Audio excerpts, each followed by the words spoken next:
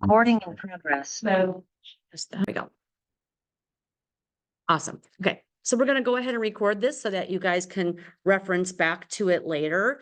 I'll make sure that I get it to Brian and Amanda so they can put it in the appropriate places. But thanks guys for joining us. We are going to be talking all things Dotloop today. So I'm going to start from the beginning. I mean, I really can get through everything that you're going to need to know in the 1 hour for sure, but please feel free to chime in and ask any questions along the way, because I can start getting going really fast. So tell me to slow down, questions that you might have, that kind of thing.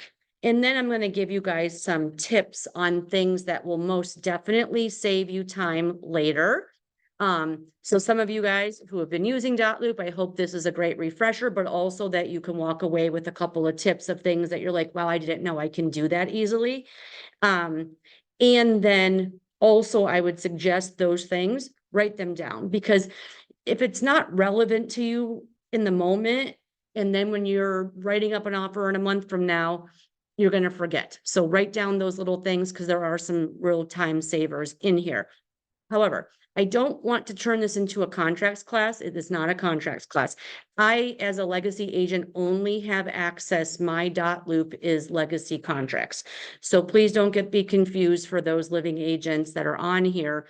The contracts are going to look a little bit different that I pull into the loop, right? So again, not a contracts class, just for Dotloop purposes. So if you have any questions about that, then please feel free, just chime in. All right. Just for you guys to know, when I'm on a share screen, it's really hard for me to also look at the chat. So I tend to just keep going. So just feel free to unmute yourself, raise your hand, and then I can answer any questions that you guys have. So, all right. So we're going to go ahead and sign in to Dotloop, and then it should just log you right in. If your main screen doesn't look like this, you may have a different setup where you see the loops. That's okay. I just like mine listed this way. Couple things to know about Dotloop. You should be seeing the Keller Williams premium account when you log in. If it's powder blue and not red, that means you're logged in like a client, not like an agent with the premium account. And usually when that happens, someone will call me and say, I don't have access to the templates and I already know exactly what they've done. They've just gone to dotloop.com and logged in like they're a random person and didn't log in using your appropriate Dotloop email address. So for most of us, that would be your Keller Williams email. I shouldn't say most of us because mine's my Yahoo, because when I transferred from a previous company, I wanted to keep my Dotloop account the same. But most of you guys, it will be your KW email. In any case, so we're just going to start with across the top here and see what all these things are. So obviously this is where you access your loops. By the way, there's no limit on the amount of loops that you can have. So there's an endless supply. So don't worry. I would highly recommend for those of you who haven't used Dotloop before, because I know there's a few of you on here, create all the fake loops that you want. You can't, overuse the system. You don't want your first time when you're writing an offer with a client to be trying to learn Dotloop at the same time. So please do create test loops for yourself and practice as much as needed. Also, something else to know is you cannot delete. Everything is just archived so we can always find it. Did you have a question, Jay? I just wanted to interject something quick, or maybe a thought. I don't know. I found that it's best to always start in command and go into Dotloop, like through opportunities. Correct. I mean, I don't want anybody to get off on the wrong foot and start in Dotloop because it's a lot harder, in my opinion. So good point. So for those of the people on here that know what he's talking about, obviously you've been in command and you know what that means. For those of you just learning Dotloop today, that's what we're going to do. I didn't want to make it but thank you for pointing that out, a command training. When you're going to be writing offers that you're going to be using your command to submit your compliance and commission, you will need to start in command. However, this is what I do. And Kurt, this may sound crazy to you, but a lot of times when we're writing offers, the time crunch is way different than when we're preparing listing contracts, because a listing is more on our time. Whereas a buyer, it's, I just saw the house and now I want to write an offer. And for those of you that know, you know, that in this market, you maybe already missed out on your opportunity to write your offer because it's already sold, or you've got a time crunch. So don't try to practice this then, but also what I do to save me time, honestly, is I don't start from command. I start right in Dotloop. I create my loop, I get my offer together. Goodness, my hair's getting in my face. And then what I do is only if I get the transaction accepted, then I go back to command, add the person, create the opportunity. Again, don't worry if you don't know this because this is a command training. Then you go to transaction and it creates a new loop. And then I just move the documents from the loop I had originally created into the new loop, which is connected to command. But I don't do that if I don't get the deal together. So I may be able to save some time when I'm rushing to get my offer in. And then I have to take some time later then to merge those loops. So that's just how I do it if I'm in a time crunch. If I got plenty of time, then I might go in and start the opportunity that way. So thank you so much for bringing that up, because we do need you guys to know that. But if the deal number comes together, there's nothing to submit, so I don't need to worry about it. All right. Across the top here again, templates. So every office is going to have a little bit of a different structure with their templates. Remember, Living and Legacy, although we're all 1K1 network, has two different brokerages and two different contract sets. And the templates might look a little bit different. Basically the same, I mean, just however, whoever created these files might have just ordered them a little bit differently. So that might just look different, but it is just still templates. A couple of things I want to mention in templates here is these are the ones that are created by the office, right? And each one has a bunch of different stuff in it. All the way at the bottom here, sorry, that's not true. You can right here create a new folder. So when you do that, so that's why I have some things up top. These are folders that I created. And why would I do that? Because I don't want to dig into all of these documents every time I'm making an offer. I want to, and I created this folder right here that says buyer docs. I put in the documents that I know I'm most frequently going to need. Because when you go into the office sales documents, I want you to see all the documents that are in here. It's a lot. And it's a lot more than you need. So I was helping somebody over the weekend write an offer, as well as I always do. And the first thing that they do is they add all of these into their loop. And I promise you, it makes it look way more threatening when you have 25 documents versus 8. And then you get really confused when you're starting to open documents and you're like, oh gosh, what do I put on an amendment to the purchase agreement? Nothing, because you don't need it right now.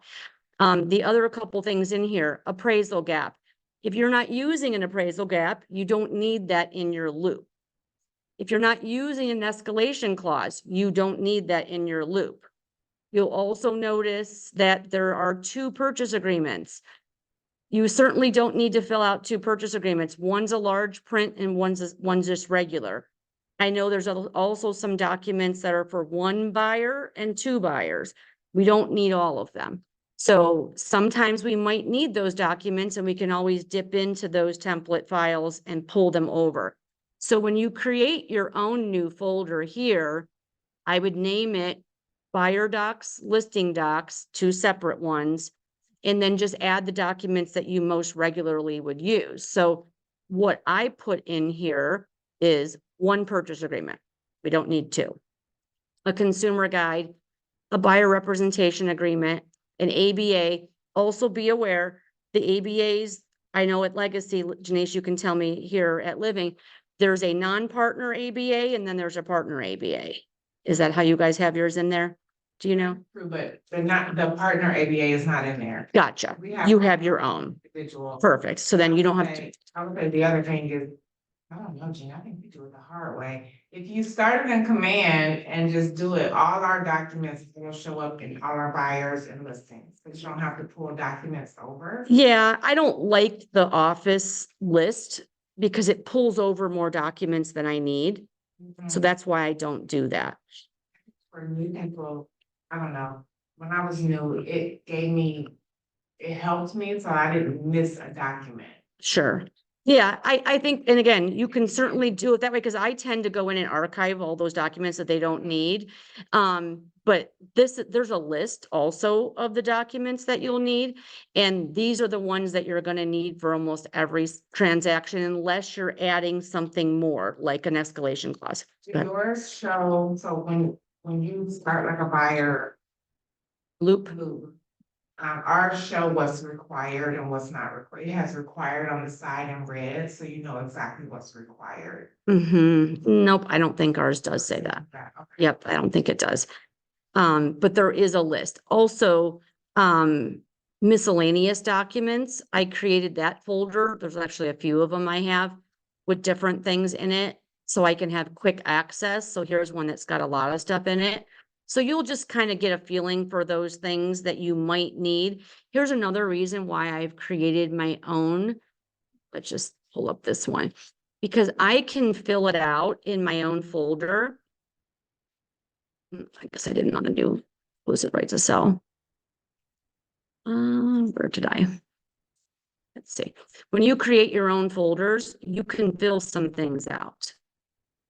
I know we've got some new stuff in here recently. And I did not yet. So that kind of changed that. Nonetheless, when you have your own folders, you can put your name and information on some of the paperwork. So that way, every time you're using it, the information's there. Also, I know this is something Janice is working on for PC folks.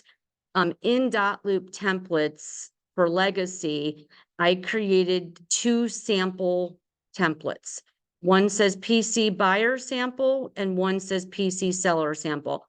And that is all the documents you're going to need when you're writing an offer filled out. So let me just open a purchase agreement.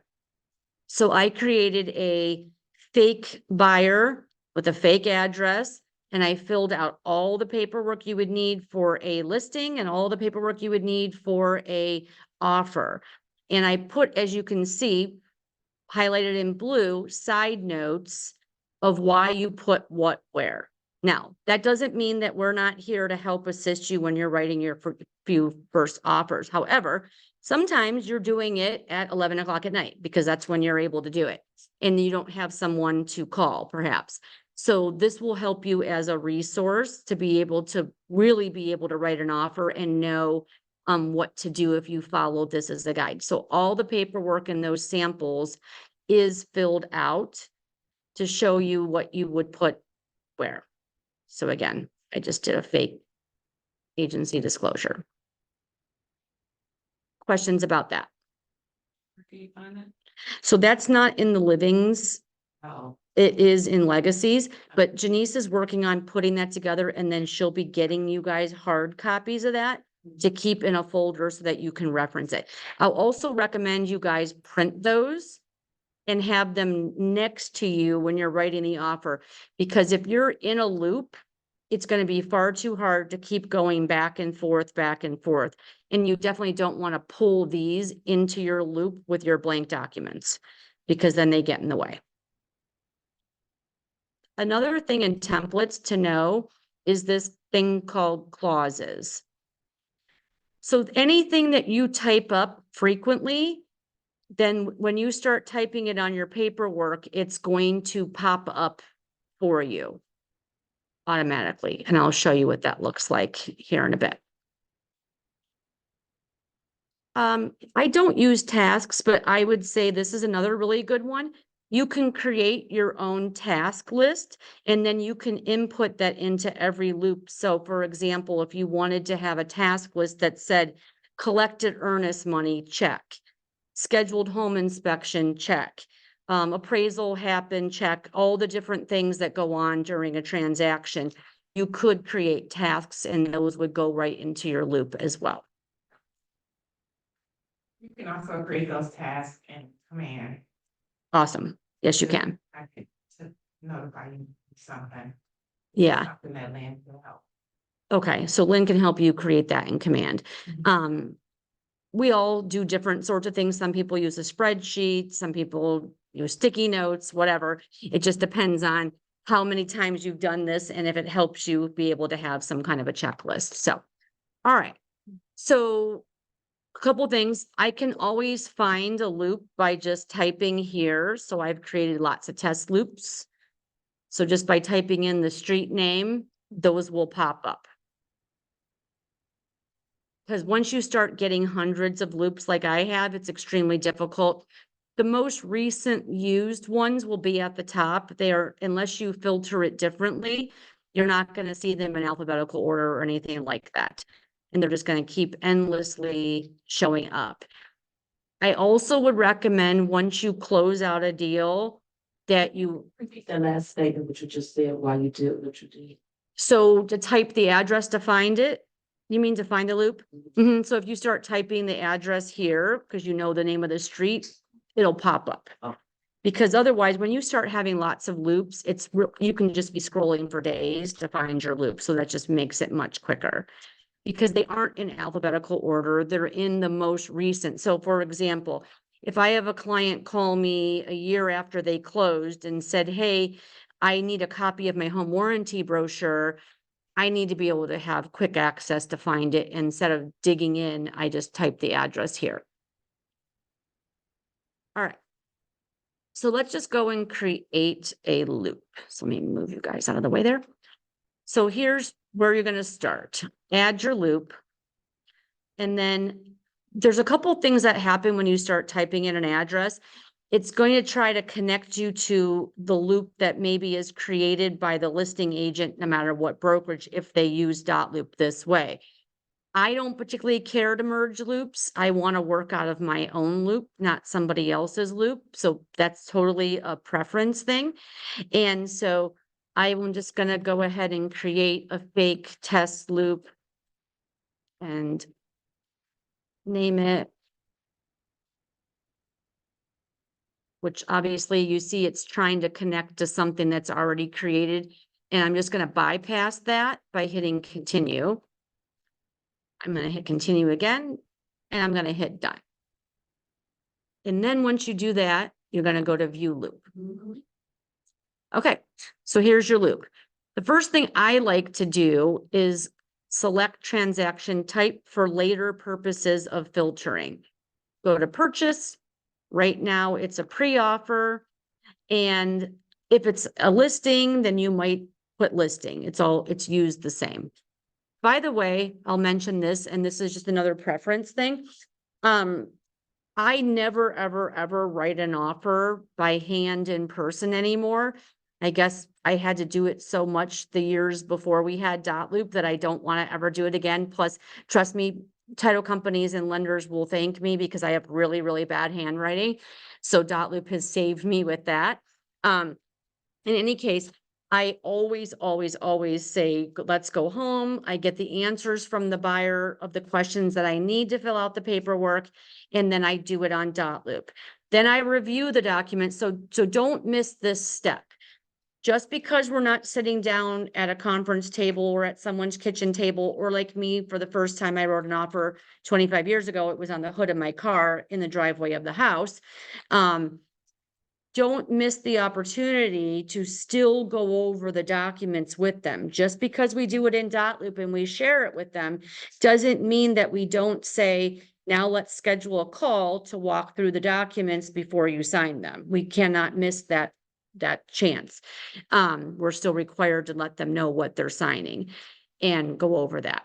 However, I do listings a little bit differently. I do create my loop. I put all my documents in my loop, and then same thing, I fill listing paperwork out as much as I possibly can prior to going on the appointment, because I want it to be nice and clean. And then I print those documents. And I take those with me to the listing appointment for a couple of reasons.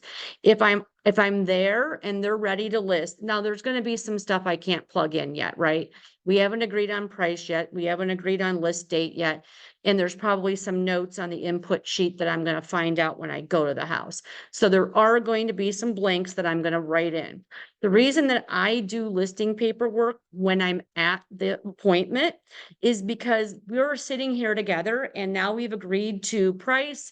You've agreed to work with me. The last thing that I want to do then is say, I'm going to go back to my computer and Dotloop you the documents to sign electronically.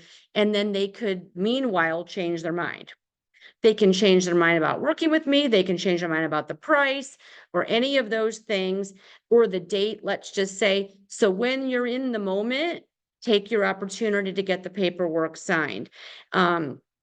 It also seems awkward to me, but some agents do this, to bring my computer or my iPad and not have physical documents and say, now I'm sitting here across from you and I'm going to have you sign the documents electronically. Some people want to do that. It's not comfortable for me to do that for them. I would just prefer they physically sign and then I go straight to the office and scan the documents and email them to them from Dotloop because they got to land in Dotloop anyway. All right. Again, that's just, you'll decide your own preference on that. I'm really picky about certain things. I like everything really organized. So I always rename the folder. So here's one of those little tips. Don't ignore the 3 little gray dots that are next to a lot of things. They open up a lot of drop down boxes that will tell you some things you can do that you didn't know. Before you go to there, Mhm. I just want you to go back to when you said when you first get ready to add a loop, it would automatically try to bring in all the information from what's already there. Just don't scroll down to it if you don't want to, or Okay, you just don't can. scroll. Just don't That's scroll. fine to know. Keep hitting done or enter and it'll bypass that. Okay. So if there's a listing, like let's just say Janice has a listing I'm writing an offer on and she's in Dotloop, it's going to try to get me to merge with her loop so that it creates a folder for my offer. I don't know why I don't like it. I just don't. I want to work out of my own loop. So that also gets a little confusing when you're a listing agent because you can end up with multiple loops for your same offer. When you start getting multiple offers on a listing. So don't be confused by the fact that there could end up being 2, 3, 4, 10 loops with the same address, because if the agent didn't merge with yours and created their own, when they share the documents, it will create another loop that you're working out of, which is theirs. That will make more sense when you do that. So I've had people say, where did my documents go? It's not in my loop. I always know, we'll search the address and you'll see now there's multiple loops. Archive them as you don't need them anymore, right? They're not going to be deleted. You can just archive and you can always revive that. All right. I rename this and I like it to say whatever this loop is for a buyer. So I'm going to just say buyer docs. Before I pull the documents in, let me say this. You have one opportunity in this loop to open up the documents and have them autofill for you. Once they open or you open one of them, there's never an opportunity to autofill again.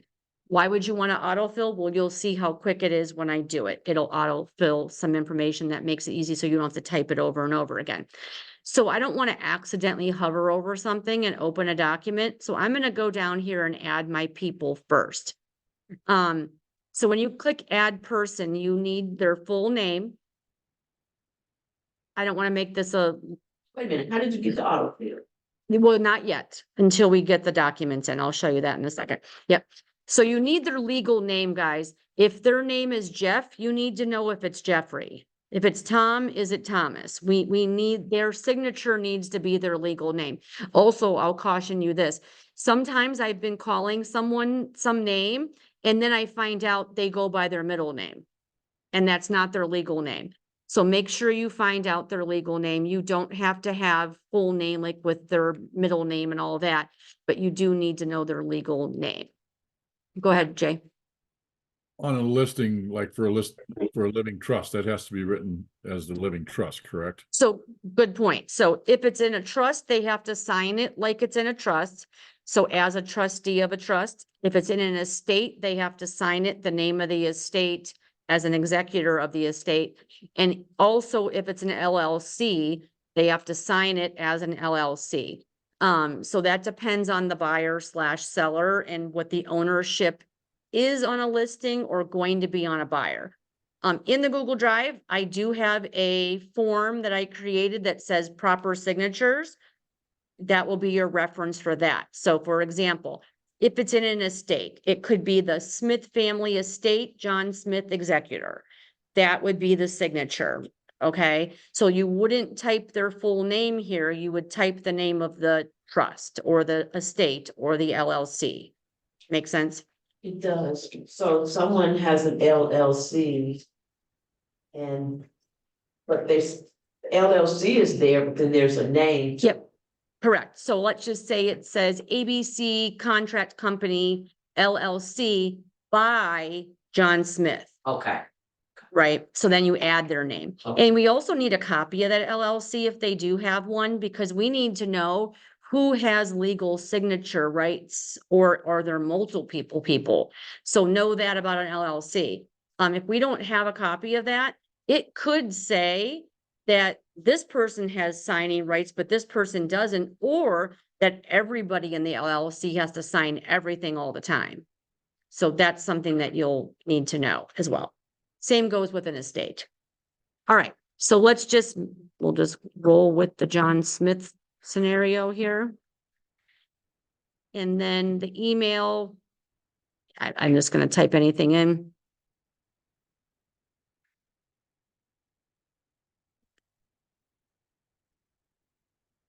And then the role. So this will be a buyer. You don't need to fill the rest of this stuff out right now, but I will tell you guys this. At Legacy, when you're writing an offer, I should always be the first person that you put in your loop. And it's my full name, and my Dotloop email is gsferrer@yahoo.com. It's just my Yahoo email. And then with Janice, you're going to put Janice for living. And then you'll want to check this box that says add to my team. You only will check that box one time, and that's for either me or Janice. No one else ever, unless it's something where you're going out of the country and one of the agents in the office is helping you out with your offer while you're gone. You don't want the client to have add to my team. You certainly don't want the other agent on the other side. That's only for training purposes for us to be able to help you. So what that means is when you add Janice and I to your loop, we go in as a team member, and then we can have access to your loop. So when you have questions and need something, we can log in and see what maybe is wrong with when we're proofing the paperwork or whatever. That's why we need that. All right, so let's just, for making it easy, say there's one buyer. If there were two, I would add both. I'd also add the listing agent too. So let's just randomly pick Kevin McCauley. Once you've typed somebody in before, as you saw, I did that really quick. We're going to call him the listing agent. I'll do it again so you see. Add person. If you've added someone to a loop before, they're going to pop up. Make sure that if you ever added them and you put in their wrong email, as you can see, I did here with Janice, that's why I have two. You'll want to make sure that I spelled her last name incorrectly on the first time I added her. I don't know why there's not a little X here where we can delete that. So just be aware, you don't want to keep selecting the one that had the wrong email address. I know. So add person. Whoops, see, she's already in there. So, all right. Moving forward, I'm going to tell you that there's 3 ways you can add documents to your loop. You'll see as soon as you hit add document, 3 bubbles pop up. By templates, which we'll do, you can browse to your computer. So why would I need to do that? You'll need to get your property disclosure And if there's a lead-based paint or any other supplements that are on the MLS, I don't want to turn this into a MLS training, so I'm not going to go on the MLS and open it. But in the MLS, under the listing, there should be supplements. I say should because there are some agents that for whatever reason, maybe they don't know or they're just lazy about it, don't add their supplements. So if they're not there, you'll need to reach out to the agent and say, hey, I don't see your property disclosure in lead-based paint. Remembering lead-based paint only necessary before 1978. There could be other supplements like their ABA because they want to use their title company or other things. So you're going to download those to your computer and then browse to them here to pull it in. When you do that, it's just going to access your files. So it's going to go right into your downloads. It has to be a PDF. And then it'll pull in. Also email. So what would be in the email? Well, an agent who didn't put their supplements in would have to email it to you, right? So then that could be pulled in that way. But most likely what you're going to pull in from email is going to be their pre-approval letter. So when you click on email, you'll see this pops up and it says copy to clipboard. So when you click that and turns green and you know that you copied it, then you're going to go into that email and then you're just going to hit forward. And then you're going to paste this address that copied right in the send to. So the person's name obviously would be not GS Ferrer at Yahoo. It would be the Dotloop address. And then it forwards that right into your loop. Then you're going to go into templates and select. So again, you can go into the brokerage list.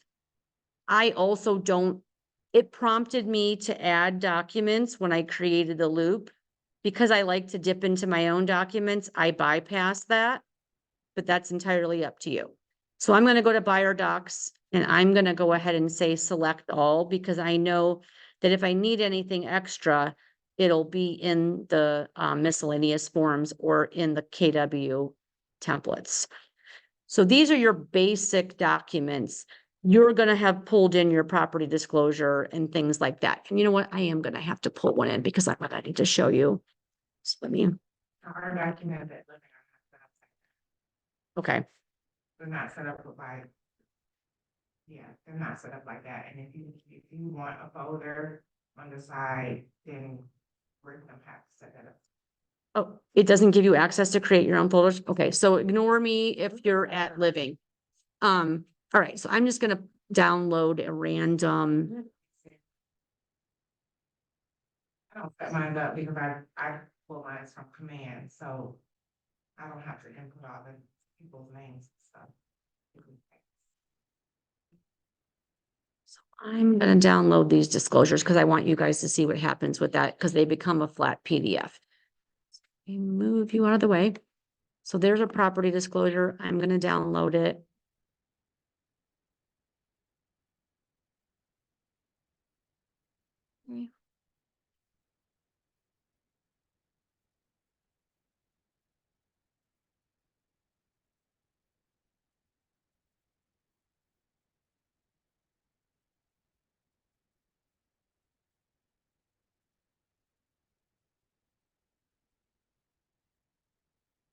All right. Can we see that okay still? Now I am going to actually show you how to pull that document from Browse. Because I want to show you what a flat PDF looks like. So I'm just selecting it and pulling it in. A JPEG will never come in Dotloop. It has to be a PDF. All right. So I like things to be in a particular order. So I want the purchase agreement first. And if I want that bubble to go away, there it did. And then I like the agency disclosure next. You can just drag and drop. Then I'm going to do the ABA. Actually, I'm going to do the disclosures, then the ABA. Be careful not to hover. As you can see right there, it says replace. You don't want to replace. You just want to move it. Do that again. See right there, if you hover over top, it says replace. I don't want to replace it. I just want to move it beneath it. Okay. All right. Also, your pre-approval letter would be here and any other documents that you might need. If you are using an escalation clause, you'd pull that in and that kind of thing. All right, so this is the order I like. I don't really need escrow instructions right now, but I'm gonna archive that. Whoops. And I just did what I said don't do, which is click on that damn thing, and now I'm not gonna be able to autofill, I guarantee it. Let's see. Oh, maybe it'll bypass it. Okay, good. All right, so here's your autofill option. So I checked the box, and I'll show you when I go back, I did that fast, how I opened everything at one time. And then you're gonna just type the address here.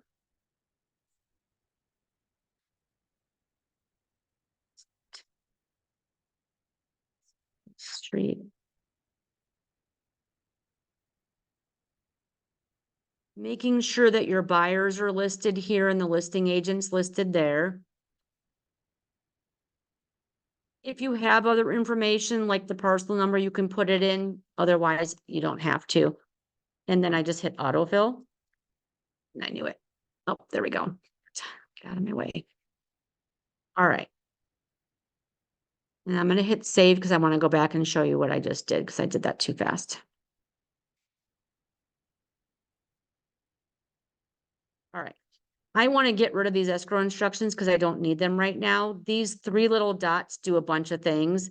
Make a copy, you can move it, you can download it, or you can archive it. You can always pull it back by hitting show archived, and then it's right here again. Where was show archive? Let me go back. Right, Archive.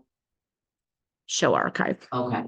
So I archived it, but I want it back, show archive, and it's in light gray, as you can see. So I would have to go to the three dots and hit unarchive if I want it back. Okay. I don't, so we're gonna get rid of it.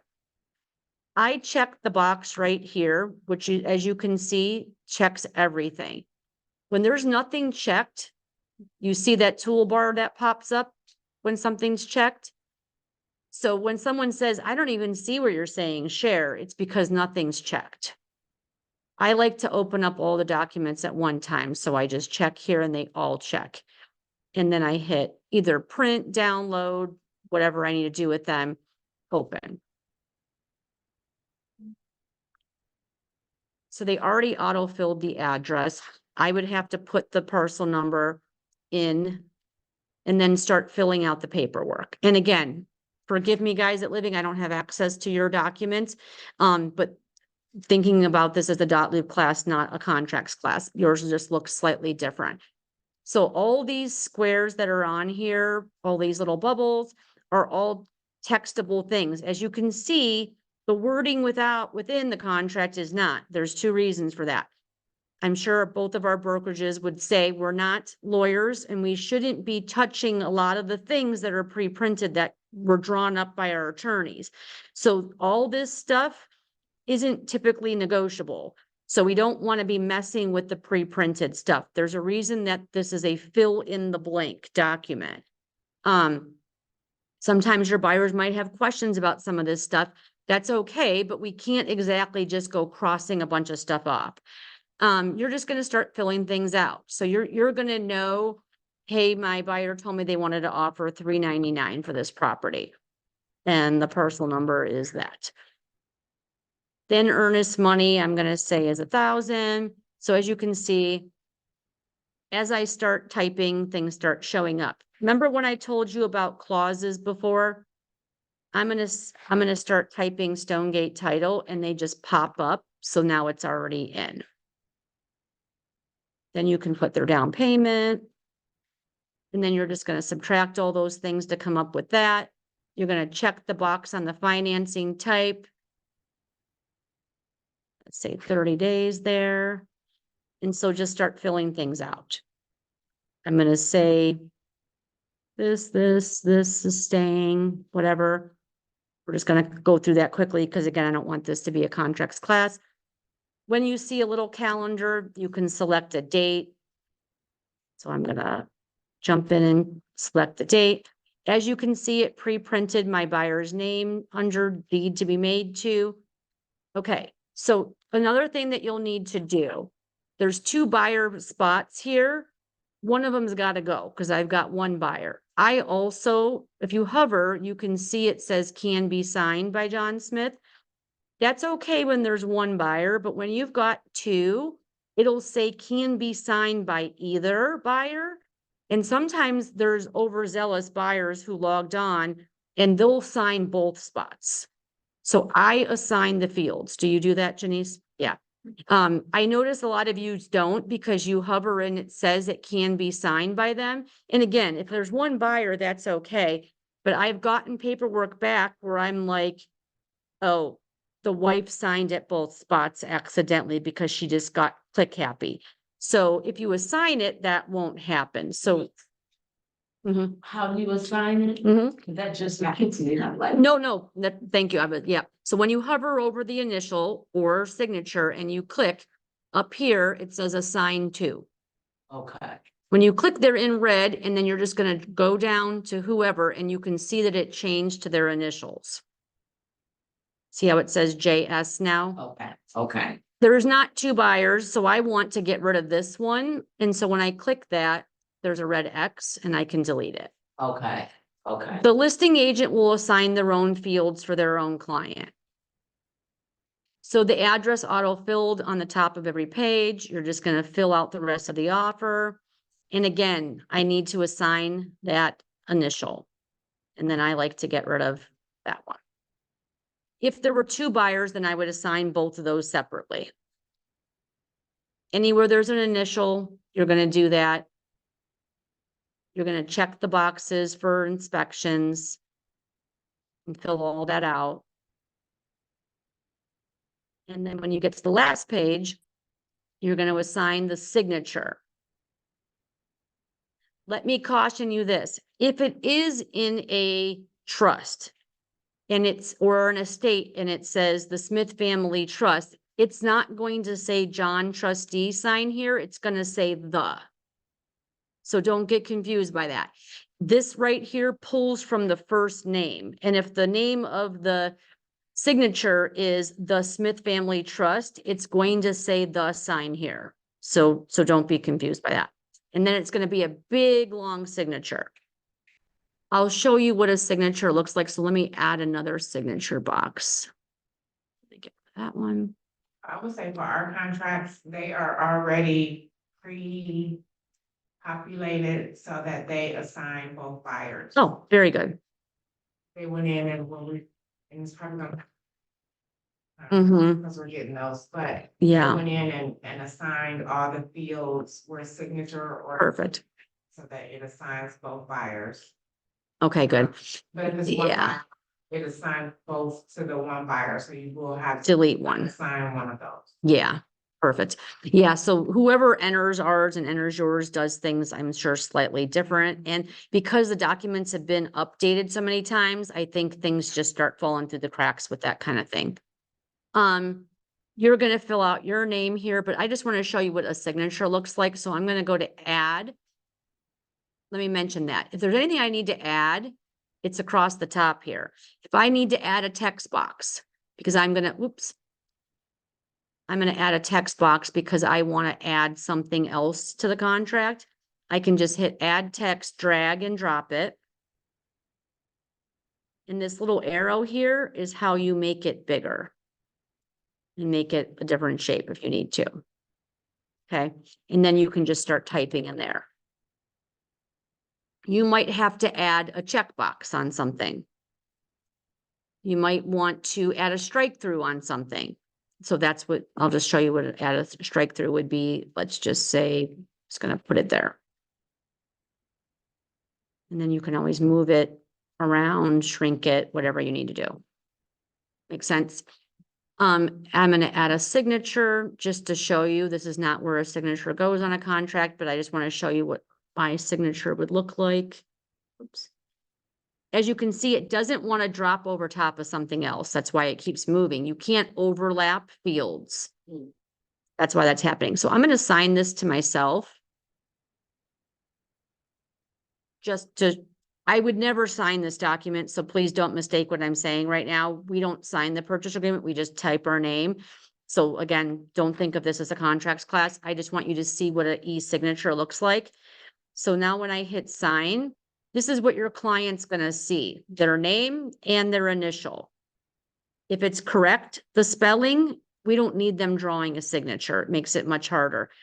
Adapt and sign, and there it is. There's my electronic signature. So that's what your client's signature is gonna look like when they sign the documents. Also this, you don't need to add dates next to the initials and signatures. As you can see right here, it says Dotloop verified and it time stamped it. So don't waste a whole ton of time. I know when I'm proving offers, and I don't know about you, Janice, I see people spending an enormous amount of time because up here in the ad, you can also add a date. So when you drag and drop that, I can select a date. You don't need to do that. That's just going to waste a whole lot of your time because when they sign, it will date. So if I put something someplace and I don't want it anymore, then I can hit the red X and it goes away. Again, some things might pop up and auto-populate, some will not. The seller's name did not. So you would want to type that in there. You'd want to put your name. If you're at Legacy, this is the only other place you're going to put my name. If you're at Living, this is the only other place you're going to type Janice's name right next to yours. For legal reasons, we have to disclose who's looking at this offer because it is confidential. So when you don't put our name here, that means we're breaking confidentiality laws every time Janice and I look at your paperwork. We don't get co-credit on the MLS or any other place for your deals. This is simply to disclose we're going to view the paperwork. Make sense? That's on the what? Agency disclosure. Agency. Yep. And that's only if somebody else is going to be looking at the paperwork for you. Like if you're asking Janice, hey, Janice, will you take a look at my paperwork to make sure I don't have anything wrong? We have to disclose that. Okay. And again, you assign those fields. So you click, assign, and then delete. I want to get, this is the one I was trying to get to. All right. So remember when I scanned in questions before I jump ahead, I know I'm going fast. That section that you just put the names of the people who would be reviewing it, what was that section? Transaction? It was on the agency disclosure. So when you fill out the agency disclosure, there's 3 sections, 1, 2, and 3. You're only one. I see a lot of this when I proof offers. You guys fill out all of them or 2 of them. You're one. You're either a transaction involving 2 agents in 2 different brokerages, a transaction involving 2 agents in the same brokerage. That's when. That would be like if you were writing an offer on Janice's listing, you'd fill this section out. Okay. If you're writing an offer on a agent from Howard Hanna's listing, you'd fill out this section. If you're a dual agent or you're representing a buyer and it's a for sale by owner and your seller's not going with representation, then you fill out this section. We talk about that in contracts classes too. Okay. So remember when I scanned in the property disclosure, because I downloaded it from the MLS, and then I pulled it in by browsing to it when I added documents. That doesn't automatically turn this into a Dotloop document. This is what we consider a flat PDF. So it just took a photo. When you browse? Yeah. So when you browse. I pulled in the property disclosure from the MLS. Okay, okay. Yep, so I downloaded the property disclosure from the MLS, and then when I hit browse, when I clicked on add document, I hit browse, and then I pulled this in from my downloads. Okay, so when you do that, it's a flat PDF. As you can see, that's a wet signature, but it certainly is not the original because it's been like a photo was taken. So as you can see here there's no boxes for initials because it's a flat PDF. Dotloop doesn't have it automatically prepared. It doesn't know where those initials need to be. So we go back up here to add initial, And then we drag this initial box and drop it. Again, if there's one buyer, you're gonna do one, and if there's two, there's two. Again, you're gonna assign the field. And then it says his initials. You're gonna do that on all 4 pages of the property disclosure. Add initial, drag, drop, assign. On all those pages, and then on the last page, you need there to be a signature here. So again, add signature, drag, drop. Some people are really funny about getting it to be exactly there, like I'm not, because that square is going to go away when they sign anyway. So assign the field. And then on you go. Here's one that people tend to mix up or make mistakes on. This is the lead-based paint document. And this one I need to add initials both at C and D.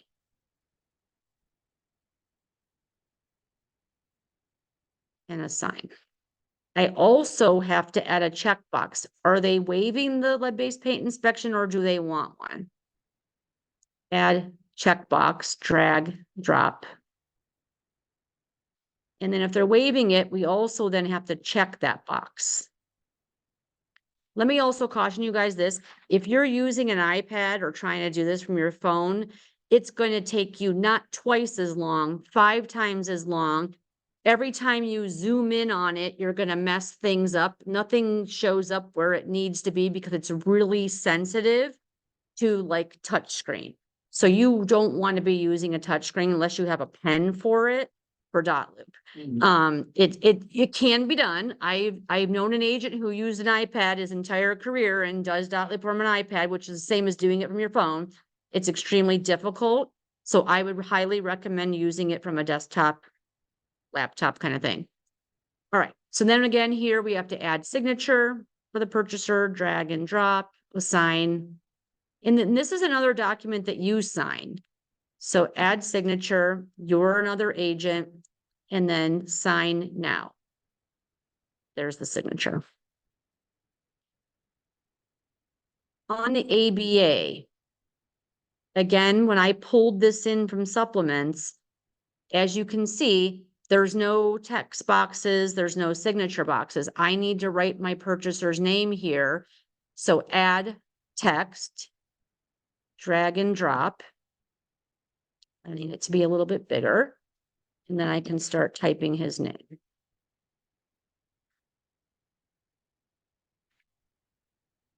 So if I'm all done with that, I can hit save. Once it's saved, you can hit the back button. Yes, save. Too impatient, so let's let it save.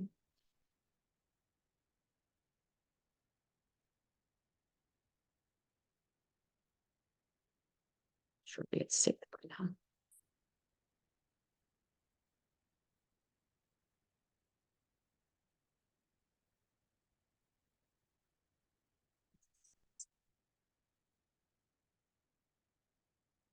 Saved. All right, so now that the documents are ready, I can share them with my buyer.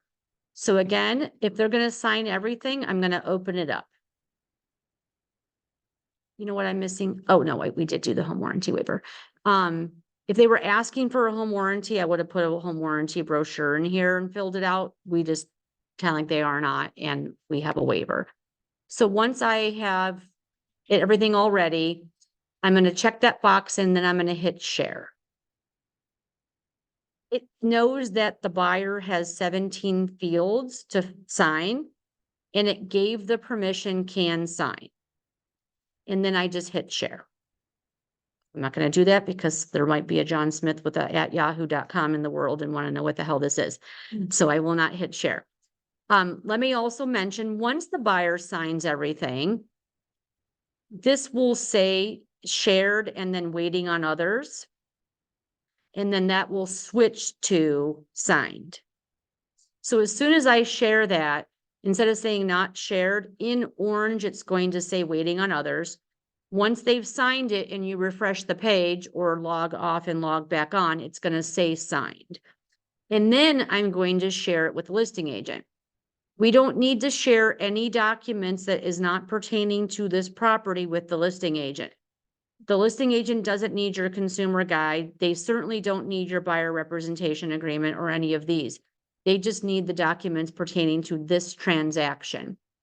So then I could hit share with the listing agent.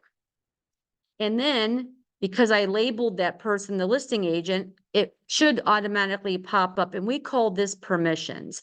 So if you're talking to Janice and I, and we say something like share with this person and give them a particular permission, that's what this means. This drop-down box here are what's called permissions. The listing agent should get the can edit in private permission. Otherwise, they're getting a view like a client, and they can't then make changes or add their client signature. We don't want the listing agent to have can sign. That's only going to people that are signing. The only time I use can fill in sign, I don't want my clients filling out this paperwork. I'm filling out the paperwork. The only time I use can fill in sign is if they maybe are out of town and they need to fill out their property disclosure or lead-based paint, then I do the can fill in sign. Who gets a view? Well, once the listing agent sends me back the signed paperwork, then I need to reshare that again with my client because they need the fully signed contract. I don't need to send can sign again. I just send the view. I also send the view to the title company and the lender. You can check this box, which will automatically attach a PDF. Now, it is a PDF if they open it up in Dotloop anyway, but I think over the weekend, someone wrote an offer and the agent didn't use Dotloop and wanted the agent to send a PDF. So you can just do it that way. Couple more things. So when I downloaded these disclosures into the loop, they popped up all together. Property disclosure, lead-based paint, and the ABA.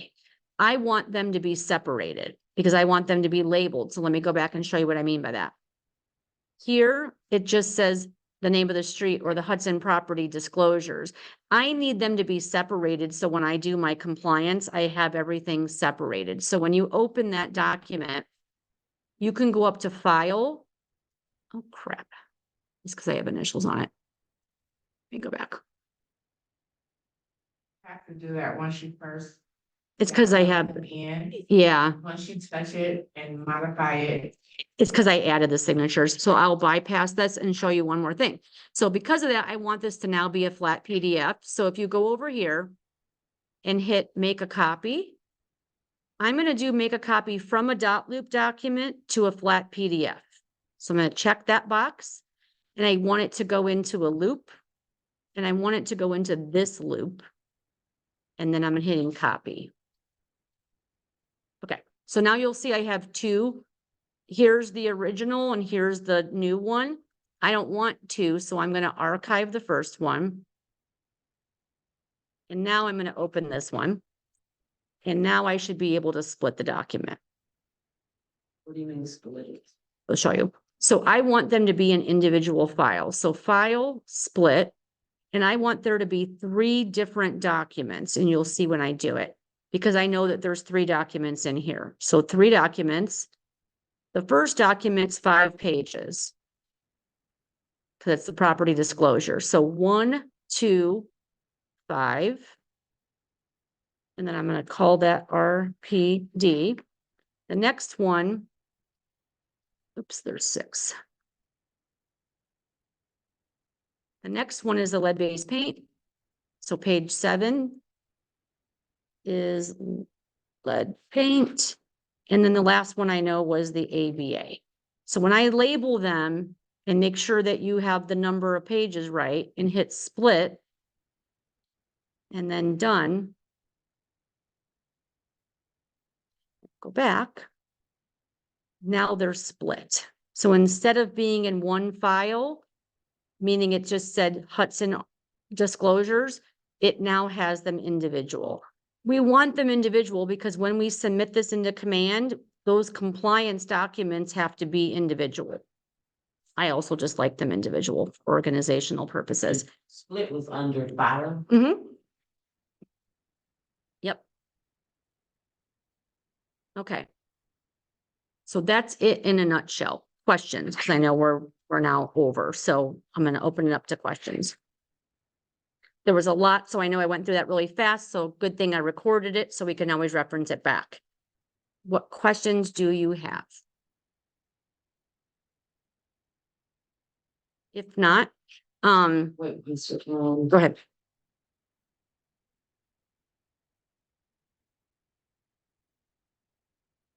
When you assign, when you first started, when you put your name, you assigned. But when you went to the rest of them, they were just initials. What's the difference? Like when you assigned it and you didn't assign the other ones that were. Because that was the sellers. So I'm only assigning, so I'll open up, just wait a minute here real quick. I'm only assigning the field for my client right here. I don't need to assign these because the other agent's going to assign those fields for their seller. Okay, so when you assign it to send it to your. Your own client. Yep. So I'm not going to send anything to anybody else's client. Plus I don't have their email addresses anyway. The only time I would ever assign fields on both sides is maybe I'm a dual agent and I have the seller's information too, and I'm going to share with everybody. Okay. Kind of thing. But I also wouldn't share with them all at the same time because I want the buyer to sign first and then I would share it with the seller. Addressing it. Yep. I'll wrap it up with this. Remember when I said if you started it in command or you didn't start it with the command and you can always just make a copy into another loop? So if I created this loop because I was in a pinch and I was in a hurry and I didn't do it through command, but now I went into command and I created my opportunity and I've got my second loop. What I do to make a copy of the documents is I just check this box, go to make copy, and now I want it to go into another loop, not as a flat PDF. I want to keep it a Dotloop document to loop. And then I can just select whatever other loop, which would be the address of the property that I want it to go to. And then hit copy. And then it's now going to go into that other loop too. It's just like moving files from one file to the next. That what you just did, took it to command? It took it to the loop that was connected to command. As long as you started the loop in command previously. You wouldn't need to do that unless you had an offer accepted, but that would be a command training class that you can attend with Lynn. Okay. Questions? If we are filling out disclosures, like the agency buyer disclosures, how long is that saved in Dotloop? Forever. And we can just scan everything in and it'll save it forever. Yeah. Yep. Yep. So it knows that as agents, we have so many years to save things for. I've been on Dotloop 15 years and I still have loops from 15 years ago if I needed to dig into it. Do people usually carry around the pamphlet with the agency disclosure stuff and just scan it at the office? Once it's signed, you mean? Well, like if you're out trying to find buyers or sellers and you have them fill out like the agency disclosure pamphlet, you just take it back to the office and scan it at the printer? Yeah, so the agency disclosure is only filled out when you're writing an offer. The buyer representation agreement, I think, is what you're talking about. So this document.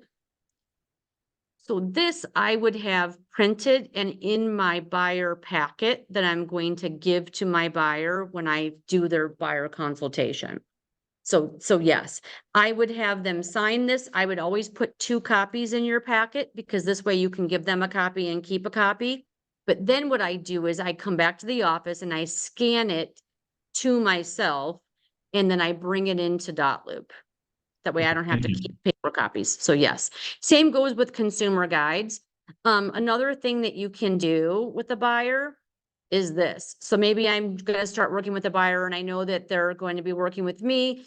I can create a loop.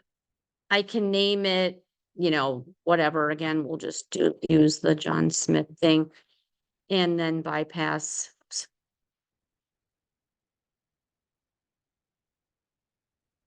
So now I have a loop just with my buyer's name and we don't know what house they're gonna offer on yet. So now what I can do is add documents from templates and just pull in and have them electronically sign just the consumer guide and the buyer representation. If you didn't want to print it, and then I would open this up and then I could fill it out. And then I can just have them sign electronically there. And then we would already just have it here. And then when they go to buy a house, I can just create my new loop and then I can always make a copy of these documents into their loop later. So that would be something that you can do with someone. Like, for example, let's just say you have an out-of-town buyer and they're going to buy a house sight unseen. We don't have a printed version of it. We don't know what house they're going to buy yet, but we need these documents signed right away. So I would just create the loop with their name, add these documents in, have them electronically sign and save that here. I would never turn this loop into the address of the property. If you click that, you can always change the name to a name of a street, like whatever, and hit save. But I can tell you, you can easily make a mistake of the loop autofilling incorrectly when you do that. So I don't particularly care to do it. As you can see, it did in fact change to this gibberish. But I've made this mistake before, so don't do it. I've written an offer on, let's just say 123 Nobles Pond Street, and my buyer didn't get the house accepted. Then we proceeded to look. A couple weeks later, there was another property on Nobles Pond Street, and it wasn't 123, it was 154, let's say, Nobles Pond. So I mistakenly used the same loop because I had some documents that I could keep. And I thought I changed the address here, but it didn't take. And so when it autofilled the old address on 123 Nobles Pond Street. And when my client got the documents, he said, and he was a high D personality, and he actually never smiled the whole time I ever knew him. And he said, Gina, did you think we were putting an offer in again on the same house? And I'm like, what do you mean? He's like, all of the documents say the old address, not the new address, because it was on the same street. I didn't catch it. So that's why I would just go and create a whole new loop. And then you can always make a copy of those documents like here and pull them into your loop. Does that make sense? All right. Anything else? Let me also show you this. So if you archive document, like I'm going to archive this here. Now it's archived. When I refresh the page, it should go away. So now it's gone. But if I want it back, I just go into my filters and then I can either look at all or only archived and hit apply. And then my archive is there. Filters right here. Right there, okay. And then I'm going to hide archive now and hit apply. And now they went away again. Okay. So that's how you know that you're never going to be able to delete a loop because they're always going to be in your filters under archive if you archive them. And I highly recommend when you're done with the loop and you don't use it anymore, archive it. Especially if you've written 5 offers for a buyer, and I would archive each loop until we get to the one that they're got accepted offer on. Because I've moved all those documents over that I needed. So here's what I recommend. Play around for those of you brand new. Create a test loop. Again, you can't hurt it. Even use a additional email. So maybe you have 2 email addresses. You've got your KW email, which Dotloop recognizes you as, and then maybe you have a whole nother Gmail account. Go ahead and set yourself up like you're the buyer with your other email. Create a fake name for yourself because it will know. So I would say I can use my Gina Santine at Gmail and say my name is Jane Doe and send the documents to yourself so that you can see what your client gets. And then you can see how to electronically sign that way. So that way you can kind of see both sides of it. It makes it real easy for you to answer questions for your client when they're signing and they're saying something like, I'm not seeing that there, or why didn't you get the documents back? Then you'll know what they saw on their end. So when somebody tells me they signed, but I don't see the signed documents, let me show you what signed documents would look like. So remember when I said it'll say waiting on others if it didn't get signed, and then it says signed? Just pull this up. So they signed right there. And if they said to me, I signed everything and I don't have it back showing that, I automatically know that when they got the documents and they opened it on their end, right at the top right, there's a little button that says finish. If they signed everything, but they don't hit finished, it doesn't complete it and send it back to me. So you would figure that out because you would know if you did it on the end of a client too. All right, guys. Thanks so much for coming. I hope that was helpful, at least enough to be able to push through. And if you already are using Dotloop, I hope you picked up a couple of good tips. So thanks so much. And I will hope to see you all on Zoom tomorrow at 10 for group scripting. Kim, did you have a question? I see you unmuted Oh, yourself. no, I was just gonna say thank you. Thank Oh, you. you're welcome. Thanks, guys. Yes, thank you, very helpful.